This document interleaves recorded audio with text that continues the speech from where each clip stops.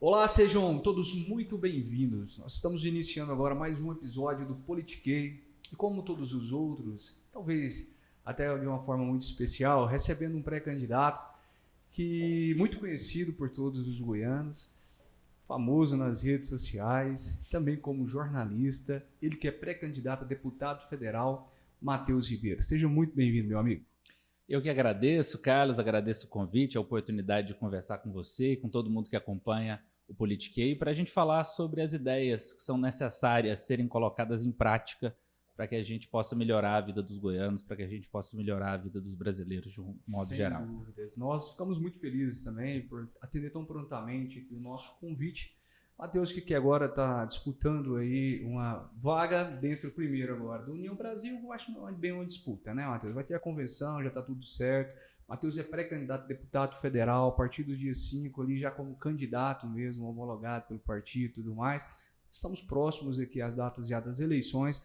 Mas, Matheus, apesar de ser uma figura realmente muito conhecida em todo o estado, pelos trabalhos que você já desenvolveu na televisão, como jornalista, né, na TV Anguera e tudo mais, sempre bom a gente falar um pouco mais também daquele aspecto, né, que foi pouco explorado, principalmente na televisão, a vida pessoal do Matheus, né? O Matheus é um jovem, está com 29 anos, vem aí para a primeira disputa como deputado federal. Para aquelas pessoas que agora estão nos acompanhando, Matheus, que quer conhecer um pouco mais sobre você, o que você poderia nos dizer que ainda não foi dito?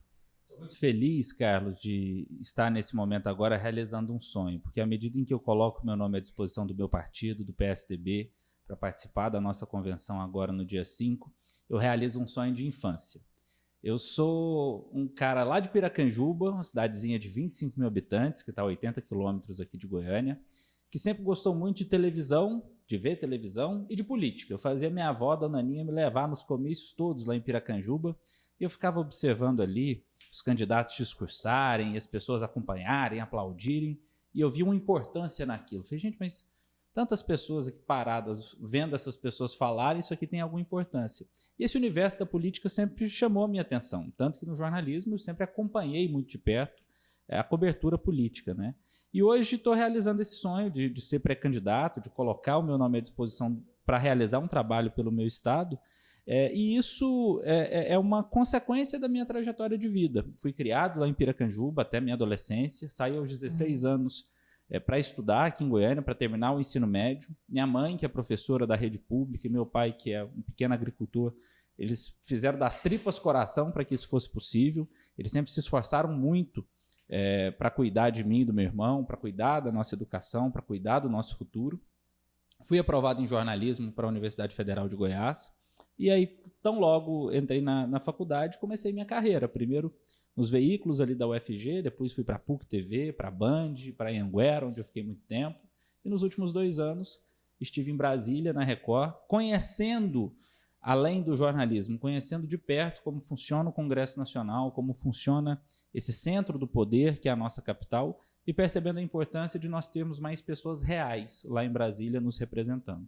Matheus, é uma carreira que, apesar de ter realmente bastante história já construída, é uma carreira relativamente jovem ainda, né? Inclusive sendo construída por um jovem. Hoje você tem apenas 29 anos. O que você atribui a tanta responsabilidade, vamos dizer assim, e também, claro, audiência nos seus programas, uma carreira bem sucedida, né? Seria talvez essa autenticidade do Matheus Ribeiro, a inteligência, a perspicácia, ou não? Seria uma aceitação realmente do seu público, né? Que se gostou muito do seu perfil como apresentador?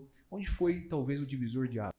Essa é uma resposta, assim, difícil de eu encontrar, porque eu não consigo nem ver como apenas 29 anos. Os cabelos brancos na cabeça já me denunciam um pouco, sabe, Carlos? Certo. Eu acho que a minha construção jornalística na televisão sempre passou por um caminho de muita objetividade, de muita transparência com o telespectador.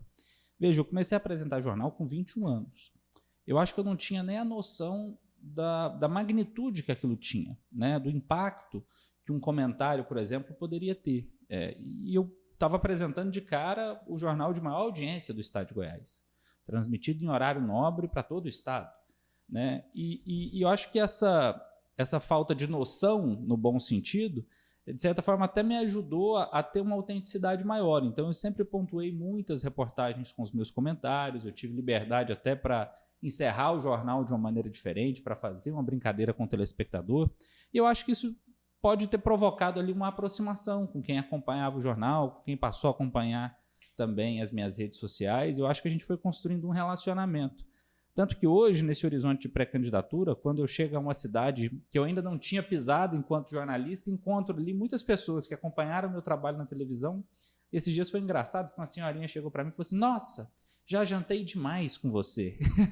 Então é um sentimento de proximidade, porque a gente tem inclusive assunto para conversar, né? As notícias que foram mostradas no jornal, tudo aquilo que um dia já nos fez próximos. E isso é um sentimento muito bacana.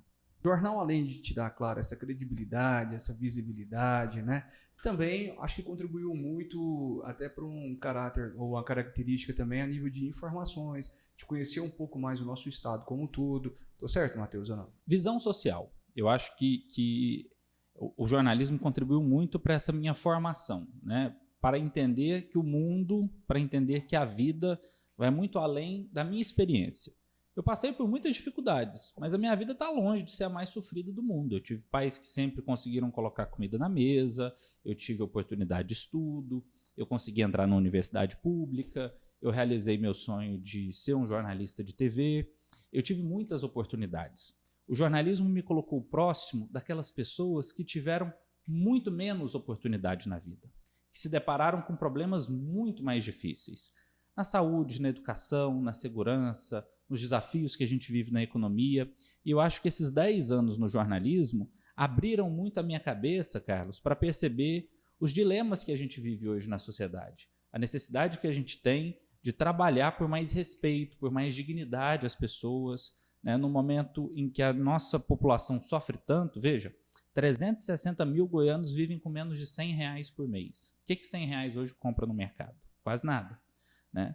Então, conhecer essa realidade, mostrar isso de perto, conversar com as pessoas, criticar, ouvir especialistas, eu acho que tudo isso me ajudou a ter uma formação social um pouco maior. Isso é uma constante na vida da gente, né? Acho que nenhum de nós sempre está conhecedor de tudo, sabedor de tudo, mas eu acho que o jornalismo me permitiu abrir mais a minha cabeça para os dilemas que a gente vive hoje na sociedade. Hoje, como pré-candidato e também conhecedor dessas causas sociais que realmente impactam a nossa sociedade, a quem você atribui ou ao que você atribui realmente a responsabilidade pelo Brasil ou pelo Goiás que hoje nós temos? É muito difícil, né, Carlos? Porque nós vivemos uma democracia muito jovem. Faz 34 anos que o brasileiro voltou a votar para presidente da República. Você nem nascido era. Exatamente, 89. E eu acho que esse processo democrático brasileiro está passando por um grande teste, em que nós temos a oportunidade de aprimorá-lo, de depurá-lo, de fazer a nossa democracia se tornar mais amadurecida. Eu acho que o cerne dessa questão vai além do próprio sistema político partidário. O fato de a gente estar hoje vivendo grandes problemas sociais tem raízes históricas, tem raízes na nossa formação cultural, tem raízes na cultura da nossa população e principalmente na desigualdade social impressionante que marca a história do Brasil, né? Nós somos um país que não conseguiu, por exemplo, curar cicatrizes da escravidão, que não conseguiu, por exemplo, curar a sua síndrome de vira-lata junto à comunidade internacional. A gente ainda não consegue utilizar todo o nosso potencial econômico, toda a nossa riqueza cultural, natural, todo o nosso potencial industrial a serviço do Brasil e principalmente a serviço dos brasileiros. E eu acho que isso é um processo histórico, isso não vai mudar do dia para a noite. Eu não acredito que a sociedade é capaz de dormir de um jeito e acordar de outro. Essas transformações elas são a longo prazo. E eu acho que o Brasil que a gente deseja, que é um Brasil com mais justiça social, que é um Brasil sem fome, que é um Brasil com pleno emprego, que é um Brasil com oportunidade de ensino e de trabalho para todo cidadão, ele depende de nós. Por isso que eu me encorajei a participar do projeto político, a participar do processo político, né? Eu disse um até breve para a minha carreira enquanto jornalista, que tem ali, evidentemente, uma realização pessoal, é o meu trabalho, é a minha profissão, para me dedicar a um outro tipo de trabalho, um trabalho que olha mais para a sociedade, que tem resultados coletivos, que tem uma visão e um impacto coletivo maior do que o jornalismo. eu acho que a gente estimular isso para o cidadão faz parte das mudanças que a gente precisa colocar em prática. O cidadão comum, o brasileiro de carne e osso, gente que, como eu, acorda cedo, bota a roupa para lavar, lava a própria louça, limpa o próprio banheiro, faz suas compras no mercado, gente real mesmo, gente que trabalha e recebe salário, que vive do suor do seu esforço, eu acho que esse cidadão tem que estar na política, porque ele é o maior conhecedor dos problemas que a gente vive. É verdade. Né? É ele que sente o sapato apertar. É verdade. Matheus, esse processo realmente que você chama de processo político, que agora nós estamos na pré-campanha, daqui a pouco já na campanha eleitoral, é muito importante, inclusive, para o debate de temas importantes. Né? Inclusive, nós temos aí mais de talvez 12 ou 13, hoje já não, que alguns existiram, pré-candidatos a presidente da República, que muitas vezes se postulam como candidato à presidência, justamente para trazer ao debate temas essencialmente importantes para o nosso país, né? E assim também, claro, nós temos outros, mesmo que não vai ganhar, muitas não têm pretensões realmente da vitória. Não é o seu caso, eu sei que você está entrando no jogo ali para ganhar, para fazer a diferença realmente na política, mas eu quero entrar nesse aspecto. Um dos motes da sua campanha é realmente a justiça social, pelo que nós acompanhamos e tudo mais, certo? Exatamente. Certo. E dentro desse mote, então, dentro dessa bandeira que você carrega, você poderia destacar, né, aqueles principais ações ou o que o Matheus realmente pensa em fazer quando eleito, se eleito agora dia 2 de outubro? Quando eu decidi me dedicar ao ingresso na vida pública, eu fui buscar estudo, Carlos. Eu acho que a gente não pode fazer política só com base em boa intenção. Eu participei de um processo seletivo do Renova, que é a maior escola de formação política que a gente tem hoje no Brasil. Disputei uma das 150 vagas com 12 mil candidatos, fui aprovado e participei dessa formação de 7 meses, que terminou mais de 7 meses, começou em setembro, foi a julho, quase um ano aí de formação, 10 meses de formação no Renova. E dentro do Renova nós tivemos aula mesmo, a gente foi para a sala de aula com os maiores especialistas do Brasil, em economia, em desigualdade, em educação, em saúde. E aí eu tive aula com um cara chamado Ricardo Paes de Barros, que é um dos maiores nomes que se tem hoje no Brasil, quando se fala em combate à desigualdade social. E isso acendeu essa lâmpada na minha cabeça sobre o que eu gostaria de trazer como mensagem, o que eu gostaria de trazer como discurso para essa empreitada. E veja, no jornalismo, eu sempre noticiei aspectos de várias editorias, notícias de várias editorias. Eu sempre falei de educação, de saúde, de segurança, de geração de emprego, de cultura, de arte. Falei, meu Deus, como é que eu vou resumir tudo aquilo que eu já mostrei, tudo aquilo que eu já denunciei, todas aquelas críticas que eu já fiz, num único tema? Como é que eu vou falar, por mais que eu reconheça a educação como o principal eixo transformador da minha vida, eu sou filho de professor, mas como é que eu vou falar só de educação no momento em que as pessoas estão passando fome? E aí, nessa reflexão, eu contei com a ajuda de uma grande amiga, que é a Maria Tereza Alencastro Veiga. Ela é advogada aqui em Goiânia, uma pessoa incrível. E aí a gente chegou numa palavra, e essa palavra resume muito da minha luta política hoje, que é a dignidade, né? À medida em que a gente tem um cenário de miséria, de fome, de subemprego, de falta de ocupação, a inflação corroendo o poder de compra do brasileiro, o Estado sequestra a dignidade das pessoas. E a gente precisa construir políticas públicas que possam fazer com que novamente as pessoas tenham essa dignidade, fazer com que as pessoas sejam efetivamente respeitadas. E nesse sentido, a gente chegou a esse tema da nossa campanha, que é a justiça social, e dentro do Congresso, na minha atuação parlamentar, eu quero ser alguém que mergulha na construção de políticas públicas de curto, de médio e de longo prazo, para fazer com que isso se torne realidade. Então, veja, se eu falo de justiça social a curto prazo, nós temos que falar de combate à fome. Nós temos milhões de brasileiros que vivem hoje nessa situação e os nossos programas sociais, infelizmente, são utilizados como ferramentas eleitoreiras. O Auxílio Brasil, que agora teve seu valor ampliado, num claro desrespeito ao teto de gastos, apenas um aumento numérico, porque a inflação vai corroer esses R$200 só até o fim do ano, esse programa tem mais de 1 milhão de pessoas na fila de espera, né? Os governos estaduais e municipais criaram uma série de auxílios, mas que muitas vezes atendem só parcela de uma categoria, que são muito direcionados, que tem ali um objetivo político, que não tem um objetivo de transformação social. Então, a curto prazo, nós temos que falar de ações integradas de combate à fome, nós temos que falar de ações integradas de transferência de renda. Nós temos que discutir de uma forma muito séria nesse país a criação de uma renda básica de cidadania, que é uma ideia que Eduardo Suplicy já trouxe há muito tempo e que, infelizmente, nunca foi efetivamente transformada em debate, porque muitas vezes os nossos programas assistenciais eles têm como mote principal prender o cidadão àquela iniciativa e não dar a ele condições de transformar a própria vida. E é nisso que eu acredito, né? Nós temos que criar programas sociais que possam efetivamente tirar as pessoas da fome, tirar as pessoas da miséria, dar dignidade para essas pessoas se alimentarem, morarem dignamente, vestirem-se adequadamente, ter condição, inclusive, de procurar um emprego. Porque a gente passa a falar da ação de médio prazo. O que é uma ação de médio prazo? Capacitar e qualificar profissionalmente essas pessoas para um mercado de trabalho contemporâneo. Hoje nós temos 10 milhões de brasileiros que sobrevivem graças ao MEI, ao microempreendedor individual. Mas outros tantos milhões de brasileiros vivem na informalidade. Não têm acesso ao INSS, não têm a garantia de uma aposentadoria. Se sofrerem um acidente amanhã na esquina, vão ficar desamparados porque não têm uma renda assegurada. Então, como é que nós vamos combater, por exemplo, a informalidade? Como é que nós vamos trazer essas pessoas, de alguma forma, para dentro do INSS? Por isso que eu defendo e vou apresentar no Congresso, caso eleito, o projeto do MEI Social, que é um programa subsidiado para trazer aquelas pessoas que estão na informalidade para o mercado formal com 12 meses de subsídio da taxa do MEI. Porque o MEI é R$60, R$70, isso é pouco. Espera lá, meu amigo, para diarista que ganha 100 numa diária de trabalho, R$70 faz muita falta na hora de ir ao mercado. Não é por aí.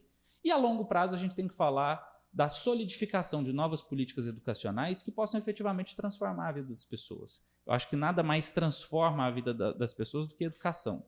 Dinheiro no bolso é questão de momento. É você ter condição de viver dignamente. Mas a educação te liberta, a educação te transforma, a educação te permite ser um agente autônomo da sua própria vida. E é isso que a gente precisa levar para todos os brasileiros. Você entrou agora numa esfera realmente importante, Matheus, e que, de fato, é muito debatido em todas as esferas políticas, né? A questão do MEI, por exemplo, inclusive sugerindo aqui a criação de um projeto que é o MEI Social, um projeto também muito relevante e importante, sim, para toda a sociedade. Mas foi discutido muito em relação a essa questão, principalmente pela extinção de empregos através da CLT, que garante automaticamente aqui uma série de recursos e também de assistência por parte do governo ao trabalhador, né? O INSS, por exemplo, é um deles. Seria mais vantajoso realmente investir numa proposta como o MEI Social ou garantir realmente empregos através da CLT? Carlos, a gente tem que trabalhar com base na realidade, né? Há alguns anos o Brasil se viu discutindo de modo tão aguerrido, de modo tão combativo, por exemplo, a reforma trabalhista. Sim. Aí chega a Uber no Brasil e lança um aplicativo de corrida em que não é CLT, em que não é MEI, e que está todo mundo vivendo ali, dando dinheiro para um aplicativo e sem ter nenhuma segurança. E num aspecto de escravidão. Quantas pessoas hoje não sobrevivem graças a um Uber da vida? A um 99 Pop. A um iFood. Quantas pessoas não estão aí pedalando bicicletas no trânsito de Goiânia para fazer entrega de comida por aplicativo? É verdade. Então, a gente precisa compreender que o ritmo das mudanças na sociedade ele é muito mais rápido do que o poder público é capaz de satisfazer. E aí a gente tem, inclusive, pragmatismo para buscar soluções práticas para o cotidiano das pessoas e assegurar amparo a elas é fundamental. Por meio do MEI, as pessoas têm acesso ao INSS, por exemplo. E hoje é fato, muitos empreendedores não contratam via CLT porque ele tem no Estado um sócio, né? Então, assim, a gente não viu sendo posto à mesa de uma forma séria, de uma forma efetiva, principalmente num contexto pós-pandemia, nenhum programa de estímulo à geração de emprego. Não houve nenhum tipo de desoneração ao empreendedor, porque o povo pensa que quem contrata é o empresário. Meu amigo empresário é a Luiz Helena Trajano, é o Abílio Diniz. Aquele cara que tem um comércio, que tem 3 funcionários, ele é empreendedor. Ele rala tanto quanto o funcionário dele. E esse cara não tem condições, muitas vezes, de contratar mais funcionários. Às vezes ele tem uma demanda, ele precisa de ter mais gente, ele tem capacidade de pagar um salário, mas tudo que vem embutido nesse salário torna aquilo ali inviável. Então, como é que a gente vai atender essa pessoa? Né? O poder público não tem dado essas respostas. E a gente construir soluções reais para problemas reais é muito importante. Bom, você falou uma coisa muito importante, inclusive é a primeira vez que eu ouço falar, né, que o Estado ele sequestra a dignidade do cidadão, né? E eu acho que concordo contigo, né? Nós realmente estamos sendo saqueados pelo próprio Estado. E o dinheiro não volta muitas vezes aqui em termos de benefício dentro daquilo que todo cidadão precisa, né, Matheus? Como que você enxerga realmente que o Estado, ou como você enxerga o Estado brasileiro atualmente como ele é, né? Nós estamos progredindo, ou no seu ponto de vista, regredindo em termos de políticas públicas? E mais uma pergunta. Brasil não avançou simplesmente por conta de uma pandemia, simplesmente não, por causa de uma pandemia, né? Guerras e tudo mais, ou não? Na sua visão, realmente, hoje nós temos uma política que talvez rouba a dignidade aqui do cidadão. Nossos governos de coalizão e a incapacidade, muitas vezes, dos nossos governantes, dos nossos presidentes, construírem alianças programáticas e não alianças fisiológicas, isso traz uma série de problemas para o Brasil. O que seria uma aliança fisiológica, Matheus? É o que a gente vê hoje, o Centrão mandando o país. Ponto. Né? É o que a gente viu com o mensalão. É o que a gente viu nos governos do PT, no governo do Fernando Henrique Cardoso. O orçamento secreto seria o mesmo que o mensalão? Repito, nós temos 34 anos de democracia. E essa forma de governar a partir da coalizão de 35 siglas já mostrou que deu errado. Né? O momento mais difícil que eu vivi até agora, Carlos, foi a escolha do meu partido. Porque você tem uma profusão de siglas que muitas vezes são tratadas como empresas, com um faturamento anual garantido pelo poder público e que são administradas por seus caciques. Então, quais são os partidos que efetivamente existem no Brasil? Se você passar os 35 na peneira, sobra menos de 10. E eu escolhi, acho que foi uma escolha correta, inclusive, um partido que tem legado no Brasil e tem legado no estado de Goiás e que funciona efetivamente como partido. Com seus dilemas, com seus problemas, com as suas dúvidas, com as suas necessidades de oxigenação, o que faz parte de qualquer instituição, mas que é um partido político. Eu não fui para uma sigla nanica só para buscar uma eleição. Eu busquei, de fato, uma estrutura partidária. Porque eu acredito que a solução para isso que a gente está comentando, para essas questões estruturais de representatividade na democracia, passam necessariamente por um fortalecimento dos nossos partidos e por uma depuração desses partidos. Por isso que esses novos mecanismos que foram criados para as eleições podem ser muito transformadores, porque podem mostrar efetivamente aquelas siglas que têm adesão social, que têm representação para continuarem existindo. E eu acho que isso é um processo lento mesmo, é um processo que depende das nossas ações cotidianas, depende da construção de novas lideranças, depende de novas pessoas na política, depende de uma visão mais racional da política. A nossa visão muitas vezes é apaixonada, é cega, é romântica. A gente defende o CPF de A ou o CPF de B. A solução para os problemas do Brasil não está num CPF, não está num salvador da pátria, não está num nome, não está num presidente. Ela está numa mudança de postura e na compreensão de que os nossos dilemas serão solucionados à medida em que a nossa postura pessoal também se alterar frente à política. Sim, as pessoas naturalmente, hoje eu vejo na política, estão atacando pessoas e não os problemas, né, Matheus? Nós temos muitos problemas a ser superados. De uma forma muito odiosa, né? Sim. De uma forma muito agressiva, de uma Seria forma essa muito polarização que nós estamos conflituosa. Vivendo a nível federal, a nível nacional, Matheus, no seu ponto de vista? Mas, eu acho que se a gente for fazer uma pesquisa, né, se a gente sair ali na Anhanguera e for entrevistar 1000 pessoas, vai ser um consenso que a política hoje é um problema. Né? Vai ser consenso que a política hoje não atende aos anseios da população. Mas quem faz a política? Somos nós. E a gente tem feito política de uma forma muito raivosa, de uma forma muito, muito agressiva, de uma forma que mata, inclusive. É triste a gente saber que uma pessoa invadiu o aniversário de outra e matou alguém porque não gostou do tema da festa. Veja que absurdo que isso representa. Né? Então, a gente levar uma racionalidade para a política, que a política é um espaço em que nós temos ali um servidor público que está desempenhando um trabalho que passou por um concurso público chamado eleição, é fundamental. Aquele deputado, aquele vereador, aquele prefeito, aquele governador, aquele presidente, são servidores da população e não pessoas que devem se servir daquele espaço de poder. É por isso que eu critico muito esse fã-clubismo hoje da política, né? Ah, não, eu levanto bandeira de A, eu compro a toalha de A, eu me enxugo. Olha que até metaforicamente é trágico. É né? verdade. Eu compro uma toalha, que eu vou tomar banho, eu vou me enxugar com o rosto daquela pessoa. Que coisa horrorosa. É verdade. Isso é tenebroso, né? E não quem traz as soluções ou quem é capaz de articular um debate que solucione os problemas do país. Né? Infelizmente, a gente tem hoje um cenário polarizado, mas eu tenho muita certeza ao me posicionar enquanto um candidato independente, um candidato que quer debater a necessidade de nós termos uma mudança de postura na política e não ficar, sou do fã-clube de A ou de B, eu acho isso uma besteira. Matheus, não poderíamos deixar, talvez poderíamos, mas gostaria de reforçar aqui um ato, né? Inclusive dentro do seu partido, quando você fala de democracia, né? Que houve dentro do seu partido ali uma convenção, um evento, na verdade, para a escolha ali dos pré-candidatos à presidência da República, né? E, enfim, teve todo um cenário, já uma matéria vencida de Dória, com outros pré-candidatos na época. E como que você viu tudo isso aí realmente? Nós que estamos aqui agora falando de democracia, defendendo a democracia, aquilo que aconteceu ali internamente dentro do PSDB, com Dória, Eduardo Leite, né, e todas as figuras que estavam representando o partido naquela altura. Como você enxerga isso aí? No seu ponto de vista, foi salutar ou não? Reflexo de uma crise partidária, a qual toda instituição está sujeita a passar e a enfrentar.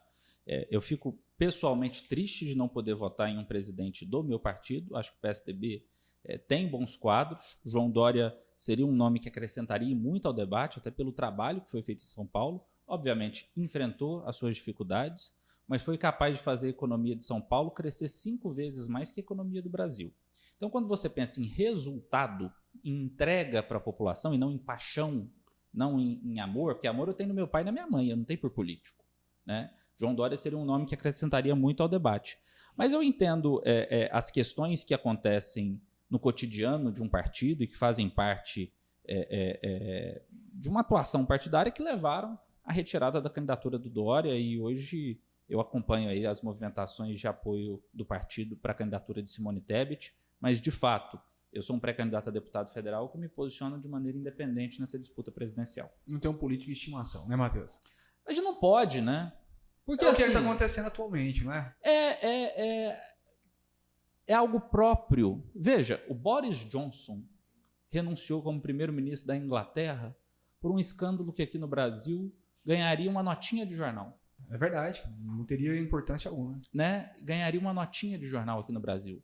E na Inglaterra foi suficiente para que um primeiro-ministro renunciasse. Eu acho que o aprimoramento da nossa democracia passa por uma análise da população sobre aquelas pessoas que entregam resultados, que respeitam as regras do jogo, que respeitam o processo democrático, que contribuem para a sociedade com um debate sensato, com um debate baseado em dados, em evidências, em números, em informações, no respeito à ciência, no respeito às liberdades individuais. Veja, a gente estava falando de uma pandemia, a gente ainda está vivendo uma pandemia.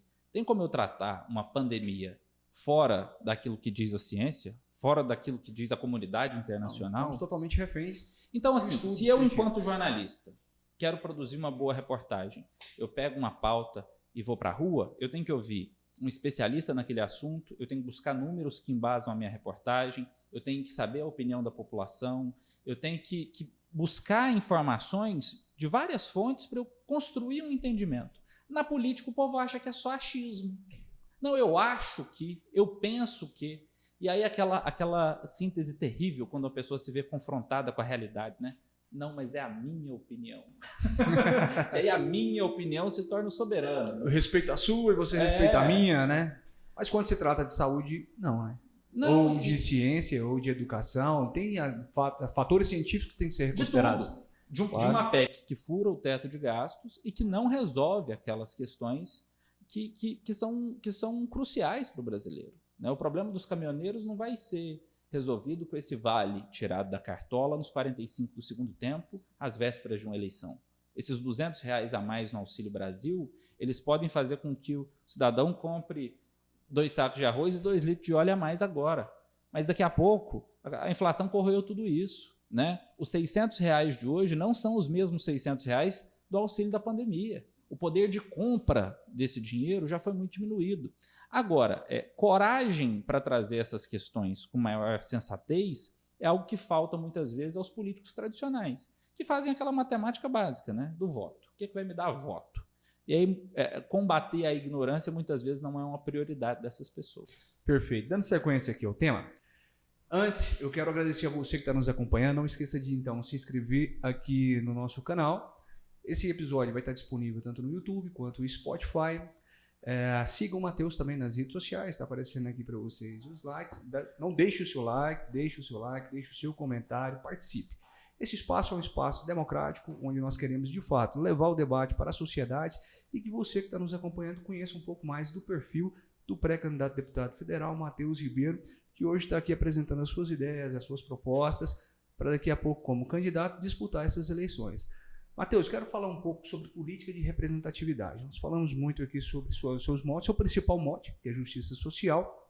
Acredito que dentro desse mote, justiça social, entra também uma política de representatividade, inclusive de minorias, né? Vejo você, inclusive, com aqui um bottom, né, representando já uma minoria, vamos dizer assim, que é a classe do LGBTQI+, não é isso, Matheus? Pelo voto que eu estou vendo agora. Vocês poderiam nos falar um pouco mais, então, sobre essa luta, sobre essa bandeira, sobre o que você defende e pensa também para esse tipo de política voltado para as minorias? Acho que está muito presente na minha luta por mais respeito ao cidadão, né? Porque, veja, a gente tem que falar de mais emprego, a gente tem que falar de mais comida, mas a gente tem que falar de respeito às características que compõem cada um de nós e que sequer fazem parte da nossa escolha. Ninguém escolhe a cor da pele, ninguém escolhe a sua sexualidade, ninguém escolhe a sua crença religiosa, e tudo isso faz parte das nossas liberdades individuais. Só que ainda hoje, em 2022, tem muita gente sofrendo, tem muita gente sendo discriminada, tem muita gente sendo alvo de ataques, de agressões, até de morte, por conta dessas questões, né?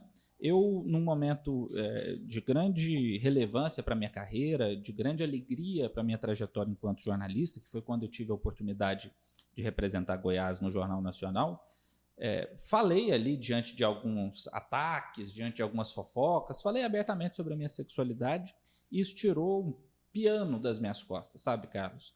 Porque eu recebi muito afeto, eu recebi muito carinho, e todas aquelas reações criminosas, todas as reações que fugiram da legalidade, eu tive a alegria e a satisfação de representar o agressor na justiça. Tem gente que é réu aí, né? Graças a Deus.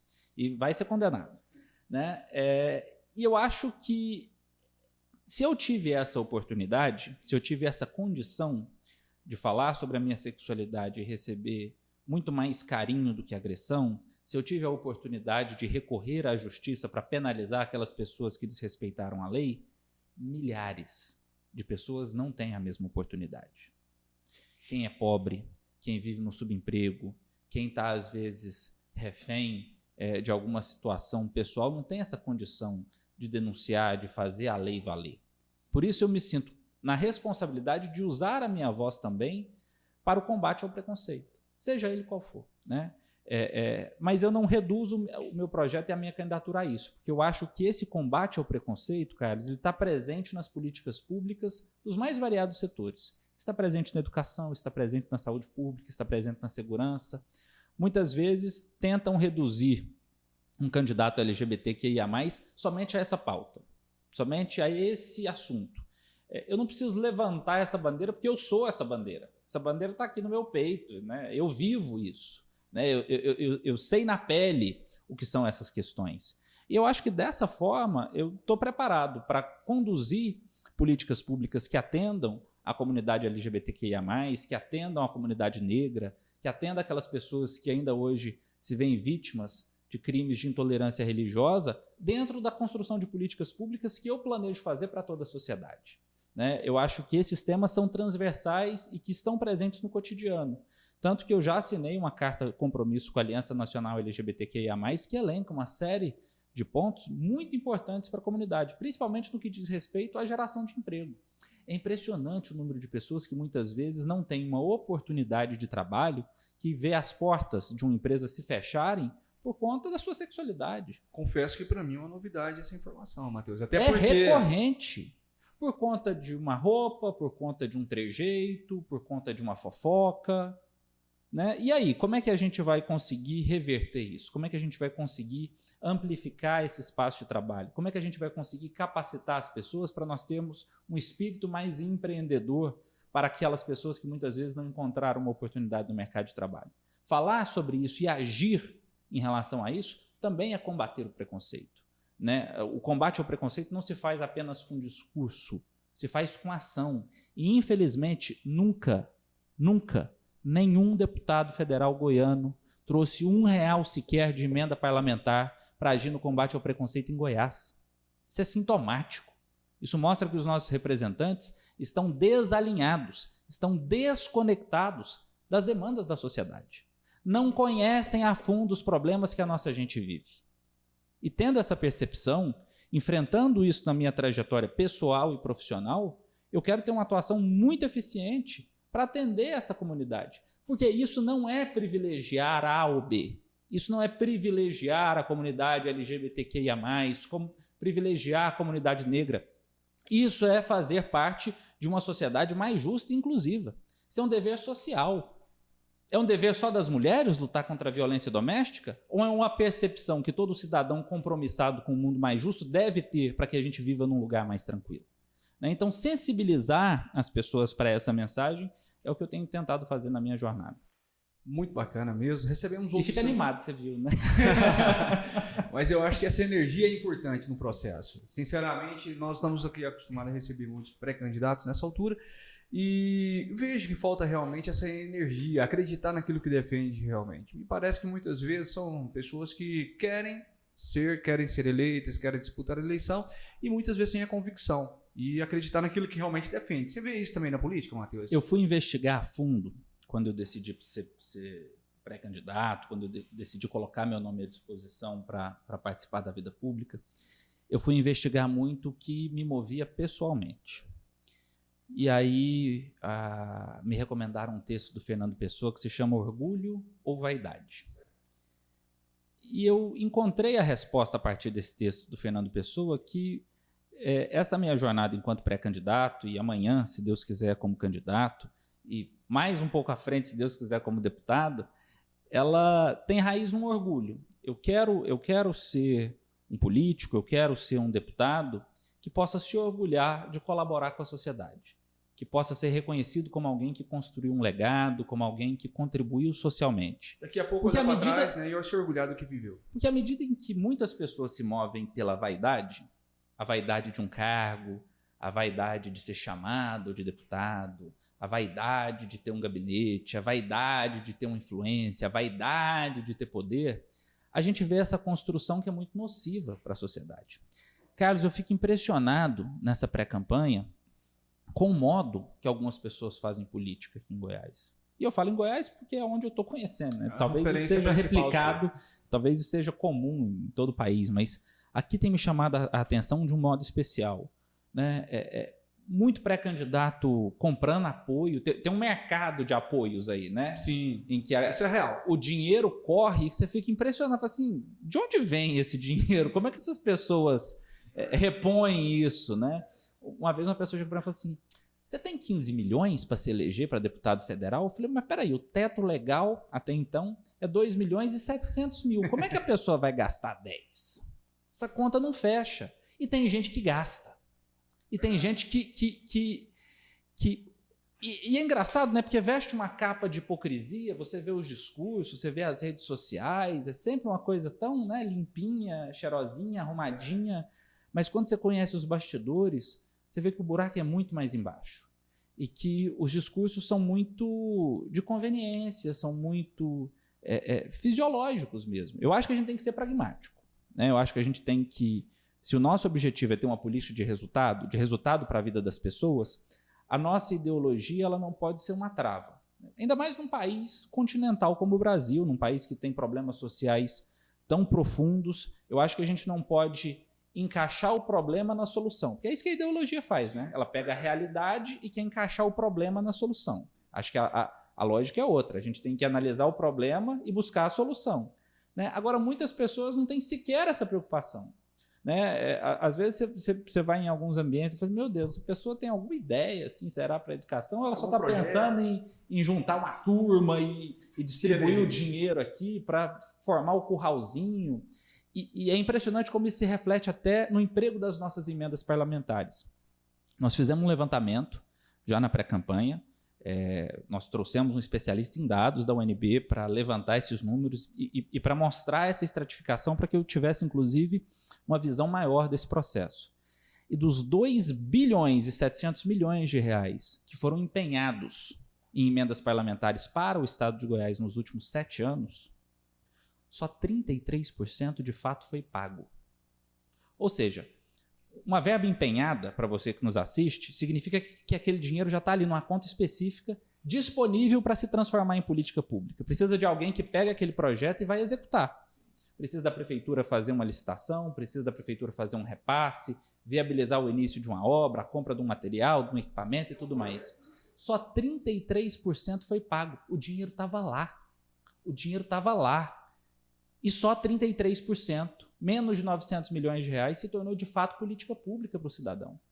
Ou seja, além de tudo, é uma gente despreparada. Falta capacidade, muitas vezes, para executar coisas que têm dinheiro. O dinheiro está ali. Mas como a prioridade não é a execução, a prioridade é a manutenção de poder, eu vou comprar um trator para a cidade tal, porque lá o prefeito me apoia, o vereador me apoia, nós vamos fazer uma faixa, tirar uma foto e botar no Facebook e espalhar na cidade. Muitas vezes a execução de políticas públicas fica em segundo plano. Muitas vezes não é nem o trator que aquela cidade precisa. Precisava de uma patrola. Mas a foto com o trator já estava lá, ele já tem ali um conhecimento a respeito da empresa que vende o trator, então vai de trator mesmo. Sabe? Isso me assustou porque é uma realidade que eu já acompanhava e já criticava enquanto jornalista, já fiz reportagem, inclusive, investigando os gastos dos nossos deputados estaduais. E quando você vê o negócio acontecendo, quando você vê as notícias de bastidores, quando você vê um apoiador, você fala, não, mas o fulano me ofereceu tantos mil para eu ir para a campanha dele. Aí você fica de boca aberta. Né? E você descobriu como é que eles fazem para reter esse dinheiro, reaver esse investimento? Rapaz, eu não estou investigando muito não, porque se eu investigar eu vou ter que denunciar e aí eu não poderia me omitir diante disso, né? Entendi. Eu tenho ficado nas fofocas, mas se alguma coisa chegar pronta para mim, tenha certeza que eu não vou me omitir em relação a ela. Vai haver denúncia, né? Ué, claro. Mateus, não passa pela minha cabeça ter uma atuação que fuja daquilo que eu sempre defendi. Não foi fácil para mim construir uma carreira de 10 anos no jornalismo. Não foi fácil ter que abrir mão, muitas vezes, da minha vida pessoal, de um réveillon em família, de uma festa de carnaval, dos meus fins de semana. Não foi fácil para mim sempre ter uma atenção muito grande em relação à minha postura, porque um jornalista é alguém cobrado pela sociedade. Chegar até aqui foi algo que me custou muito. E eu não estou disposto, por conta de uma candidatura, por conta de uma pré-candidatura, a rasgar essa história. E não vou me calar, não vou me omitir diante daquilo que eu vi e foi errado. Inclusive, como deputado federal, você também vai ter acesso realmente a muitas opções de emenda. Na verdade, não é só... Hoje não existe somente a emenda impositiva. Nós estamos falando também aí, esse ano, por exemplo, 2022, de 15 bilhões para orçamento secreto, né, Matheus? E aí a gente tem que ter uma visão muito clara de como esse dinheiro deve ser empregado. Eu já tenho um plano maior para o emprego das minhas emendas parlamentares e eu espero destiná-las integralmente a projetos de ação direta, Carlos. O que eu chamo de ação direta? É aquilo que de fato chega na vida do cidadão. Veja, nós temos um problema crônico hoje, que figura também nesse desrespeito ao cidadão que eu observo na sociedade, que é a questão da pessoa idosa. A pessoa idosa, muitas vezes, ela é aquela parcela da população que menos recebe atenção do poder público. Ela enfrenta a fila do INSS, ela não tem dinheiro para comprar os remédios, e se ela tem um filho ou um neto que está passando dificuldade, ela ainda é responsável por pôr comida na mesa por conta da aposentadoria. E a gente não tem falado de atenção à pessoa idosa.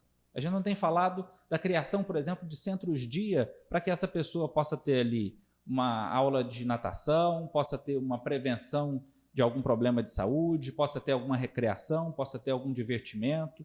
A gente não tem falado, por exemplo, da necessidade de amparo e de apoio às instituições que têm asilos para as pessoas idosas. A gente deixou isso ao léu. E veja, a nossa população tem ficado cada vez mais velha, a nossa expectativa de vida aumenta, mas qual a qualidade de vida dessa pessoa idosa? Na verdade, só piora. Né? Então, assim, é um descompasso. Então, eu quero atuar e destinar as minhas emendas parlamentares para projetos que possam ter uma ação direta para o atendimento à pessoa idosa, para o atendimento ao jovem em situação de vulnerabilidade social, para o atendimento àquelas instituições que têm creches, que têm unidades que permitem a uma mãe deixar o seu filho lá para que ela possa trabalhar, para que ela possa estudar, há projetos de qualificação profissional. Então, criar essa rede e identificar, mapear projetos sociais importantes ou iniciativas do poder municipal que precisam desse amparo, que precisam dessa verba, que precisam desse dinheiro público para melhorar e para ampliar suas atividades, é fundamental. Eu não quero ficar mandando dinheiro para comprar trator e fazer faixa, igual eu vejo acontecer aqui em Goiás, não. Bacana, fico feliz, inclusive, de ouvir um candidato tão jovem com boas propostas, né? Que está preparado para o debate, viu, Matheus? Está preparado realmente, além de boas ideias, é conhecedor da causa, estudou, se preparou, está chegando realmente para uma eleição preparado de uma forma como deve ser. Então, parabéns mesmo.